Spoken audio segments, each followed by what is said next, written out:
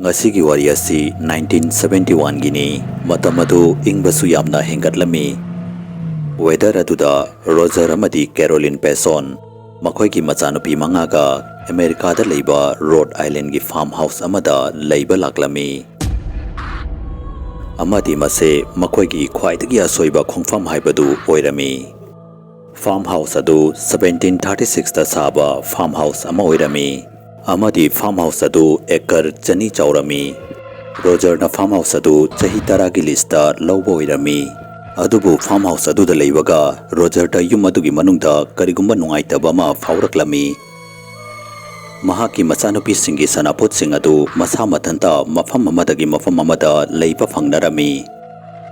Faklang da thelamba photo frame sing adusu masa mathanta makhada taraklami. Marak marakta ahinga thengbada Carolina kanaguma mana yamna thengthana kapagi khonjel kaya amasu tarami. Nongma makhoi gi machanupi atombi aduna sanaduna leiringaida Carolina sirigi makhada amuba mami ama mahaki machanupi adubu yengduna noktuna leiba urami. Mami adugi mangaksamadu adugi matikta leithoktuna palami haibada kanaguma mana mahaki mangaksamadu yamna sathina leithatuna thudeki mamalami. Mami adugi mami dadu yamna laurami amadi mahaki maithong adu nokfet taurami. Mami aduna mahaki machanupi adubu karimata taudana tumina yengduna leirami. Asigumba thokdog asi yum aduda hanjin hanjinna thokpa hauraklami. Caroline na mami adu mahaki machasingi maningda leptuna leiba kayarak fangnakhi. Nongma hingama Caroline na wafam asi Roger da loina tamlami. Caroline gi wafam adu tabada Roger na mahaksu yum adugi manungda karigumba nungaitaba ma fawi haiduna hairaklami. Wafam adu tabada Caroline na mahak angangsinggi damakta khanbada yamna pakhatli haiduna hairaklami. Makhoina makhoigi masasing adubu matam kharagi yum adudagi thapna thamkrasi haiduna hainarami. Adubu ikhang khangautana makhoina hiptuna leiriba fabung adu kanna kanna nikpa horaklami. Amadi ikhang khangautana makhoigi fabung adu malangda paikhatkhi amadi leimaida yamna kanna taraklami. Madobada makhoi ani yamna kirami. Adug yamna tamthiraba thokdog adu yum aduda makhoi ani na ahanba oina thengnarami. Makhoi ani kiman khiduna ahing chupa tumba ngamlamde.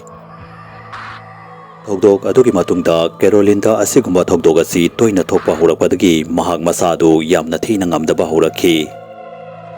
Mahakna ayamba matamda mangonda kanaguma mana yetumna thilakpagum faurami. Ahing khudingi mahakna thawai aduna tengthana murum sonbagi khonjel kaya ama tarami amadi mahak tumba yaramde. Thawai aduna Caroline da makhoi gi machasing adu mangonda piro amadi makhoi anibu yum adudagi chatkinabasu hairami. Marak tadi thawai aduna mahakpu phabungdagi chingthaduna yum adugi basement yauna chingduna puduna sucharlami. Caroline gi masadu yamna thina sokchinba horaklami. Adubu Caroline na ayukta hogalakpada thokdok adugi maramda fajana ningsingba ngamlamde. Asumna matamna hojinkibaga loinana Caroline gi fibam adu yamna thina sokchinba horaklami. Mahagna karigumba ma ike haiduna kalam paituna famlabasu kalam aduna masa matanta thilami. Sakhumda chak thongba changlabasu thang macha ma paituna masa matanta lelami. Nongma Carolina tumduna leiringaida kanaguma mana mahaki makhori adu kanna melakpagum taurabi. Maduda mahakna mamit pangthoklaga yenglubada Akiba gi saktam oiraba yamna sathiraba nupi ama mahaki makhori adu metuna mahaki mathakta leiba urami. Carolina nupi adudagi masabu nathoknaba yamna kanna honarami. Adubu thawai adu Caroline gi haksang manungda changkhi. Matamna hojinkibaga makhoigi imung manunggi awaba adu amuka henna hengatlami. Nongma hingama Carolina nupi adugi thawai adu uruba hing adudagi Caroline masamaki machasing adubu angakpa mongda loinaba horaklami. Roger na yumdagi mapanda hek thokhibaga Caroline mahaki machasing adubu ka amada thong lonsinduna thamlaga pung kaya ama munna yengduna leirami. Karigumba mahaki machasing aduna mahaki wa tadrabadi makhoida kanna laurami. Asita sunatana makhoina karigumba mapagi manakta changge taurabasu makhoibu phaduna yamna thina phubirami. Amadi yamna thina sokpasu yaurami. Caroline gi fibam amadi yum aduda thokliba thokdoksing adu uraba matungda makhoina yum adu 100 ni habasi thajarami. ꯃꯈꯣꯏꯒꯤ ꯃꯃꯥꯒꯤ ꯌꯥꯝꯅ ꯊꯤꯅ ꯁꯣꯛꯆꯤꯜꯂꯕ ꯐꯤꯕꯝ ꯑꯗꯨ ꯎꯔꯨꯕꯗ ꯃꯍꯥꯛꯀꯤ ꯃꯆꯥ 5 ꯑꯗꯨ ꯌꯥꯝꯅ ꯀꯤꯔꯝꯃꯤ꯫ ꯅꯣꯡꯃ ꯔꯣꯖꯔꯅ ꯃꯈꯣꯏꯒꯤ ꯈ꯭ꯋꯥꯏꯗꯒꯤ ꯄꯤꯛꯄ ꯃꯆꯥꯅꯨꯄꯤ ꯑꯇꯣꯝꯕꯤ ꯑꯗꯨ ꯊꯣꯡꯗ ꯉꯥꯊꯗꯨꯅ ꯊꯣꯡ ꯃꯄꯥꯟꯗ ꯐꯝꯗꯨꯅ ꯀꯞꯇꯨꯅ ꯂꯩꯔꯝꯕ ꯎꯈꯤ꯫ ꯃꯗꯨꯗ ꯃꯍꯥꯛꯅ ꯃꯆꯥꯅꯨꯄꯤꯒꯤ ꯃꯅꯥꯛꯇ ꯆꯪꯗꯨꯅ ꯌꯦꯡꯂꯨꯕꯗ ꯀꯦꯔꯣꯂꯤꯟ ꯊꯣꯡ ꯑꯗꯨꯒꯤ ꯃꯅꯤꯡꯗ ꯐꯝꯗꯨꯅ ꯃꯆꯥꯅꯨꯄꯤꯒꯤ ꯃꯁꯝ ꯄꯥꯏꯗꯨꯅ ꯆꯤꯡꯗꯨꯅ ꯂꯩꯔꯝꯕ ꯎꯈꯤ꯫ ꯌꯥꯝꯅ ꯉꯛꯄꯗꯤ ꯃꯍꯥꯛ ꯃꯆꯥꯅꯨꯄꯤꯒꯤ ꯃꯁꯝ ꯑꯗꯨ ꯆꯥꯗꯨꯅꯁꯨ ꯂꯩꯔꯝꯃꯤ꯫ ꯃꯗꯨ ꯎꯕꯗ ꯔꯣꯖꯔ ꯄꯨꯡꯉꯛ ꯉꯛꯂꯝꯃꯤ꯫ ꯃꯍꯥꯛꯅ ꯈꯨꯗꯛꯇ ꯀꯦꯔꯣꯂꯤꯟꯕꯨ ꯃꯐꯝ ꯑꯗꯨꯗꯒꯤ ꯆꯤꯡꯗꯨꯅ ꯄꯨꯗꯨꯅ ꯆꯠꯂꯝꯃꯤ ꯑꯃꯗꯤ ꯀꯦꯔꯣꯂꯤꯟꯕꯨ ꯆꯤꯌꯥꯔ ꯑꯃꯗ ꯄꯨꯟꯁꯤꯟꯗꯨꯅ ꯊꯝꯂꯝꯃꯤ꯫ ꯀꯦꯔꯣꯂꯤꯟꯅ ꯌꯥꯝꯅ ꯀꯟꯅ ꯂꯥꯎꯔꯝꯃꯤ, ꯑꯗꯨꯕꯨ ꯔꯣꯖꯔꯅ ꯃꯍꯥꯛꯄꯨ ꯊꯥꯗꯣꯛꯂꯝꯗꯦ꯫ ꯉꯥꯏꯍꯥꯛ ꯂꯩꯔꯕ ꯃꯇꯨꯡꯗ ꯃꯍꯥꯛ ꯋꯥꯃꯟꯈꯤꯗꯨꯅ ꯃꯐꯝ ꯑꯗꯨꯗ ꯋꯥꯟꯊꯗꯨꯅ ꯇꯥꯔꯝꯃꯤ꯫ ꯔꯣꯖꯔꯅ ꯀꯦꯔꯣꯂꯤꯟꯕꯨ ꯌꯦꯡꯗꯨꯅ ꯂꯩꯔꯤꯉꯩꯗ ꯃꯍꯥꯛ ꯃꯃꯤꯠ ꯄꯥꯡꯊꯣꯛꯂꯛꯂꯝꯃꯤ ꯑꯃꯗꯤ ꯃꯍꯥꯛꯀꯤ ꯍꯛꯆꯥꯡ ꯃꯅꯨꯡꯗ ꯅꯨꯄꯤ ꯑꯃꯒꯤ ꯊꯋꯥꯏ ꯆꯪꯗꯨꯅ ꯃꯍꯥꯛꯄꯨ ꯁꯨꯝꯍꯠꯅꯕ ꯍꯣꯠꯅꯩ ꯍꯥꯏꯗꯨꯅ ꯍꯥꯏꯔꯛꯂꯝꯃꯤ꯫ ꯀꯦꯔꯣꯂꯤꯟꯅ ꯅꯨꯄꯤ ꯑꯗꯨꯒꯤ ꯊꯋꯥꯏ ꯑꯗꯨꯅ ꯃꯈꯣꯏꯒꯤ ꯃꯆꯥꯅꯨꯄꯤ 5 ꯑꯗꯨꯕꯨ ꯃꯉꯣꯟꯗ ꯄꯤꯌꯨ, ꯅꯠꯇ꯭ꯔꯕꯗꯤ ꯃꯍꯥꯛꯅ ꯀꯦꯔꯣꯂꯤꯟ ꯑꯃꯗꯤ ꯔꯣꯖꯔ ꯃꯈꯣꯏ ꯑꯅꯤꯕꯨ ꯍꯥꯠꯀꯅꯤ ꯍꯥꯏꯗꯨꯅꯁꯨ ꯍꯥꯏꯔꯛꯂꯝꯃꯤ꯫ ꯀꯦꯔꯣꯂꯤꯟꯅ ꯅꯨꯄꯤ ꯑꯗꯨꯒꯤ ꯃꯁꯛ ꯑꯗꯨ ꯑꯀꯤꯕꯒꯤ ꯃꯁꯛ ꯑꯃꯅꯤ ꯍꯥꯏꯗꯨꯅ ꯍꯥꯏꯔꯛꯂꯝꯃꯤ꯫ ꯃꯗꯨ ꯍꯥꯏꯅ ꯀꯦꯔꯣꯂꯤꯟ ꯑꯃꯨꯛꯀꯁꯨ ꯋꯥꯟꯊꯔꯝꯃꯤ꯫ ꯀꯦꯔꯣꯂꯤꯟꯒꯤ ꯋꯥꯍꯩꯁꯤꯡ ꯑꯗꯨ ꯇꯥꯔꯕ ꯃꯇꯨꯡꯗ ꯔꯣꯖꯔ ꯇꯨꯃꯤꯟꯅ ꯂꯦꯞꯇꯨꯅ ꯂꯩꯔꯝꯃꯤ꯫ ꯃꯍꯥꯛꯅ ꯋꯥꯈꯜ ꯉꯥꯏꯍꯥꯛ ꯈꯜꯂꯕ ꯃꯇꯨꯡꯗ ꯀꯦꯔꯣꯂꯤꯟꯕꯨ ꯐꯃꯨꯡꯗ ꯍꯤꯞꯍꯜꯂꯝꯃꯤ ꯑꯃꯗꯤ ꯃꯌꯨꯝꯗꯒꯤ ꯃꯄꯥꯟꯗ ꯆꯠꯂꯝꯃꯤ꯫ ꯔꯣꯖꯔꯅ ꯃꯍꯥꯛꯀꯤ ꯃꯌꯨꯝꯗ ꯊꯣꯛꯂꯤꯕꯁꯤꯡ ꯑꯗꯨꯒꯤ ꯃꯔꯝ ꯑꯗꯨ ꯊꯤꯕ ꯃꯌꯨꯝꯗꯒꯤ ꯃꯄꯥꯟꯗ ꯆꯠꯄ ꯑꯣꯏꯔꯝꯃꯤ꯫ ꯃꯍꯥꯛꯅ ꯃꯐꯝ ꯑꯗꯨꯒꯤ ꯃꯤꯁꯤꯡꯗ ꯍꯪꯕꯗ ꯆꯍꯤ ꯃꯌꯥꯏ ꯑꯣꯏꯔꯞ ꯇꯧꯕ ꯅꯨꯄꯤ ꯑꯃꯅ ꯃꯐꯝ ꯑꯗꯨꯗ ꯕꯦꯠꯁꯤꯕꯥ ꯀꯧꯕ ꯅꯨꯄꯤ ꯑꯃ ꯂꯩꯔꯝꯃꯤ꯫ ꯅꯨꯄꯤ ꯑꯗꯨꯒꯤ ꯃꯆꯥꯅꯨꯄꯥ 1 ꯑꯃꯗꯤ ꯃꯆꯥꯅꯨꯄꯤ 3 ꯂꯩꯔꯝꯃꯤ꯫ ꯑꯗꯨꯕꯨ ꯃꯍꯥꯛꯀꯤ ꯃꯆꯥꯅꯨꯄꯤ 3 ꯑꯗꯨ ꯃꯐꯝ ꯃꯇꯝ ꯆꯥꯗꯅ ꯁꯤꯗꯨꯅ ꯇꯥꯗꯨꯅ ꯂꯩꯔꯝꯕ ꯐꯪꯅꯈꯤ꯫ ꯑꯃꯗꯤ ꯉꯁꯤ ꯐꯥꯎꯕ ꯃꯍꯥꯛꯀꯤ ꯃꯆꯥꯁꯤꯡ ꯑꯗꯨ ꯀꯔꯝꯅ ꯁꯤꯈꯤꯕꯅꯣ ꯍꯥꯏꯕꯗꯨ ꯀꯅꯥꯃꯠꯇꯅ ꯈꯪꯕ ꯉꯝꯗ꯭ꯔꯤ꯫ ꯄꯨꯂꯤꯁꯅ ꯏꯟꯚꯦꯁꯇꯤꯒꯦꯁꯟ ꯇꯧꯕ ꯃꯇꯝꯗ ꯃꯍꯥꯛꯀꯤ ꯃꯆꯥ 3 ꯑꯗꯨ ꯁꯤꯈꯤꯕ ꯅꯠꯇꯦ, ꯀꯅꯥꯒꯨꯝꯕ ꯑꯃꯅ ꯍꯥꯠꯈꯤꯕꯅꯤ ꯍꯥꯏꯕꯗꯨ ꯈꯪꯕ ꯉꯝꯈꯤ꯫ ꯑꯁꯤꯇꯁꯨ ꯅꯠꯇꯅ ꯃꯍꯥꯛꯀꯤ ꯃꯆꯥꯅꯨꯄꯤ ꯑꯃꯗꯤ ꯃꯀꯣꯛꯇ ꯌꯣꯠꯄꯤꯅ ꯌꯩꯁꯤꯟꯕꯗꯒꯤ ꯁꯤꯈꯤꯕꯅꯤ ꯍꯥꯏꯕꯗꯨ ꯈꯪꯕ ꯉꯝꯈꯤ꯫ ꯋꯥꯐꯝ ꯑꯁꯤ ꯈꯪꯂꯛꯄꯗꯒꯤ ꯈꯨꯟ ꯑꯗꯨꯒꯤ ꯈꯨꯟꯖꯥꯁꯤꯡ ꯑꯗꯨꯅ ꯕꯦꯠꯁꯤꯕꯥ ꯍꯥꯏꯔꯤꯕ ꯅꯨꯄꯤ ꯑꯁꯤ ꯐꯠꯇꯕ ꯃꯍꯩ ꯁꯥꯟꯅꯕꯤ ꯅꯨꯄꯤ ꯑꯃꯅꯤ ꯑꯃꯗꯤ ꯃꯍꯥꯛꯅ ꯃꯍꯥꯛꯀꯤ ꯃꯆꯥꯅꯨꯄꯤꯁꯤꯡ ꯑꯗꯨꯕꯨ ꯐꯠꯇꯕ ꯂꯥꯏꯗ ꯕꯂꯤ ꯀꯠꯇꯨꯅ ꯍꯥꯠꯄ ꯑꯣꯏꯔꯝꯒꯅꯤ ꯍꯥꯏꯗꯨꯅ ꯈꯟꯅꯔꯝꯃꯤ꯫ ꯑꯗꯨꯕꯨ ꯄꯨꯂꯤꯁꯀꯤ ꯃꯐꯝꯗ ꯋꯥꯐꯝ ꯑꯁꯤꯒꯤ ꯆꯞ ꯆꯥꯕ ꯏꯕꯤꯗꯦꯟꯁ ꯑꯃꯠꯇ ꯂꯩꯇꯕꯅꯤꯅ ꯄꯨꯂꯤꯁꯅꯁꯨ ꯃꯍꯥꯛꯄꯨ ꯀꯔꯤꯃꯠꯇ ꯇꯧꯕ ꯉꯝꯂꯝꯗꯦ꯫ ꯊꯧꯗꯣꯛ ꯑꯁꯤꯒꯤ ꯆꯍꯤ ꯈꯔꯒꯤ ꯃꯇꯨꯡꯗ ꯕꯦꯠꯁꯤꯕꯥ ꯎꯄꯥꯝꯕꯤ ꯑꯃꯗ ꯃꯁꯥ ꯃꯊꯟꯇ ꯊꯧꯔꯤ ꯌꯥꯟꯗꯨꯅ ꯁꯤꯗꯣꯛꯂꯝꯃꯤ꯫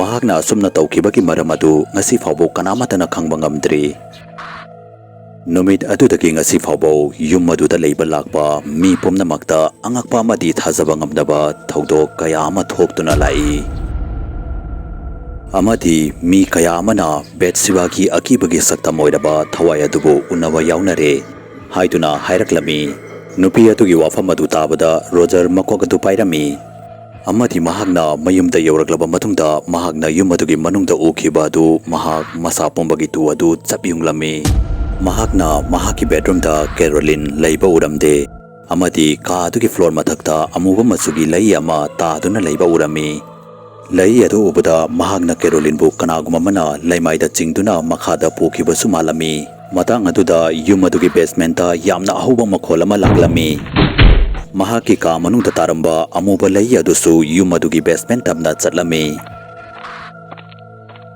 ꯔꯣꯖꯔꯅ ꯀꯤꯔꯁꯨ ꯀꯤꯅ ꯕꯦꯁꯃꯦꯟ ꯑꯗꯨꯒꯤ ꯃꯈꯥꯗ ꯆꯠꯂꯝꯃꯤ꯫ ꯕꯦꯁꯃꯦꯟ ꯑꯗꯨꯒꯤ ꯃꯅꯨꯡ ꯑꯗꯨ ꯄꯨꯡꯃꯝ ꯃꯝꯂꯝꯃꯤ꯫ ꯃꯗꯨꯗ ꯔꯣꯖꯔꯅ ꯃꯈꯥꯎꯗꯒꯤ ꯃꯩꯈꯦꯠ ꯑꯃ ꯂꯧꯊꯣꯛꯂꯒ ꯆꯨꯈꯠꯂꯝꯃꯤ꯫ ꯑꯗꯨꯕꯨ ꯃꯩꯈꯦꯠ ꯑꯗꯨ ꯈꯨꯗꯛꯇ ꯃꯨꯠꯂꯝꯃꯤ꯫ ꯃꯍꯥꯛꯅ ꯃꯩꯈꯦꯠ ꯑꯗꯨ ꯑꯃꯨꯛꯀꯁꯨ ꯍꯟꯖꯤꯟ ꯍꯟꯖꯤꯟꯅ ꯆꯨꯈꯠꯀꯦ ꯍꯥꯏꯗꯨꯅ ꯇꯧꯔꯝꯃꯤ꯫ ꯍꯟꯗꯛꯇꯤ ꯃꯍꯥꯛꯅ ꯃꯩꯈꯦꯠ ꯑꯗꯨ ꯍꯦꯛ ꯆꯨꯈꯠꯄꯒ ꯃꯍꯥꯛꯀꯤ ꯃꯃꯥꯡꯗ ꯕꯦꯠꯁꯤꯕꯥꯒꯤ ꯊꯋꯥꯏ ꯑꯗꯨ ꯂꯦꯞꯇꯨꯅ ꯂꯩꯕ ꯐꯪꯅꯈꯤ꯫ ꯕꯦꯠꯁꯤꯕꯥꯒꯤ ꯊꯋꯥꯏ ꯑꯗꯨ ꯎꯕꯗ ꯔꯣꯖꯔ ꯀꯤꯃꯟꯈꯤꯗꯨꯅ ꯃꯈꯨꯠꯇꯒꯤ ꯃꯩꯈꯦꯠ ꯑꯗꯨ ꯅꯥꯟꯊꯣꯛꯇꯨꯅ ꯇꯥꯈꯤ꯫ ꯔꯣꯖꯔꯅ ꯂꯩꯊꯣꯛꯂꯒ ꯌꯦꯡꯂꯨꯕꯗ ꯕꯦꯁꯃꯦꯟ ꯑꯗꯨꯒꯤ ꯀꯥꯆꯤꯟ ꯑꯃꯗ ꯀꯦꯔꯣꯂꯤꯟ ꯋꯥꯟꯊꯗꯨꯅ ꯇꯥꯗꯨꯅ ꯂꯩꯕ ꯎꯔꯝꯃꯤ꯫ ꯔꯣꯖꯔꯅ ꯀꯦꯔꯣꯂꯤꯟꯕꯨ ꯄꯝꯗꯨꯅ ꯊꯥꯡꯒꯠꯂꯝꯃꯤ ꯑꯃꯗꯤ ꯕꯦꯁꯃꯦꯟ ꯑꯗꯨꯗꯒꯤ ꯃꯄꯥꯟꯗ ꯊꯣꯛꯂꯛꯂꯝꯃꯤ꯫ ꯑꯗꯨꯕꯨ ꯔꯣꯖꯔꯅ ꯕꯦꯠꯁꯤꯕꯥꯒꯤ ꯊꯋꯥꯏ ꯑꯗꯨꯅ ꯃꯈꯣꯏꯕꯨ ꯌꯦꯡꯗꯨꯅ ꯂꯩꯕꯒꯨꯝ ꯇꯧꯔꯝꯃꯤ꯫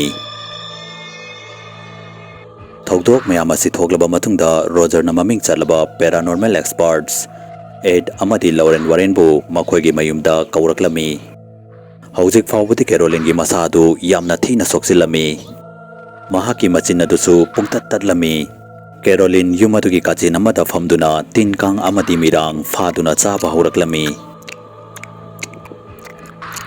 Warren's couple na yum adugi manungda hek changakpaga yum adugi manungda fattaba thawai ama lei habasi khangba ngamkhi. Yum adugi manungda hek changakpaga Warren's na makhoigi investigation haurami. Makhoina yum adugi exorcism taunabagi decision laurami. Decision asi lawpaga yum adugi manungda amukasu hena thahoidaba thodok kaya ama thokpa horaklami. Betsiba gi thawai adu amukasu hena sauba hingatlami. Hojik mahakna Caroline tanatana mahakki machanupi sing adubusu otpa horaklami. Nongma hingama Warren's na Caroline bu phabungda punsinduna yum adugi exorcism taurami. Exorcism madu tauna makhoi ani na Caroline ki bedroom da changaktuna yengbada Caroline di bedroom aduda uba phanglamde. Caroline di makhoi ani ki hek maningda leptuna lerami. Caroline malangda paiduna lerami. Mahaki masamadusu loina thadoglami amadi ipha pharami. Mahaki mamiki eyeballs animag yauramde amadi mamidadu igumna punganganglami. Aki chimban ki matai animag adusu yamna thina segairami. Mahaki chimban adu ani thokda segai kidabusu malami. Betsibagi thawai aduna mahakpo pungsum sumhatlami. Ikhang khangautana yumadu yamna kanna niklaglami. Mado bada Warren's na laison kaya ama sonduna yumadugi manungda thogliba sing adu fahannaba honarami. Adubu Roger na Caroline gi fibam adu amukka hena sokchina ubaduda makhoi anibu exorcism tawbadagi khablami. Caroline su wanthaduna leimaida taraklami. Matamna hojilakpaga Roger gi sel thum pumnamak yumadugi fibam adu fahannaba honabada loisilaklami. Makhoi gi fibam adu amukka hena sokchilakpadagi Roger na Warren's couple bu makhoi gi mayumdagi chalhankhi. Roger, Caroline amadi makhoi gi family chahi 8 mok yumaduda uchinachina fibam aduda leiba tarami. Chahi 8 ki matungda makhoina yumadu hongduna chalaba fau Betsiba gi thawai adu makhoi gi maningda coin inaduna chalami. Amadi chahi kaya ama tahitaba amadi tahoidaba thodok kaya ama makhoi gi imung manungda thoklami. Facebook ta Manipuri horror story gi Facebook page bu follow tobiramu. Loinana karigumba wari asu mayamna pambi paragadi channel asibu subscribe tawiramu amadi video asibu like and share amam ta tawiramu. Mathangi video da amuk unarasi habsga loinana yangkopam loyangan bana mayam pumna mukti kainabagi yathang nizari.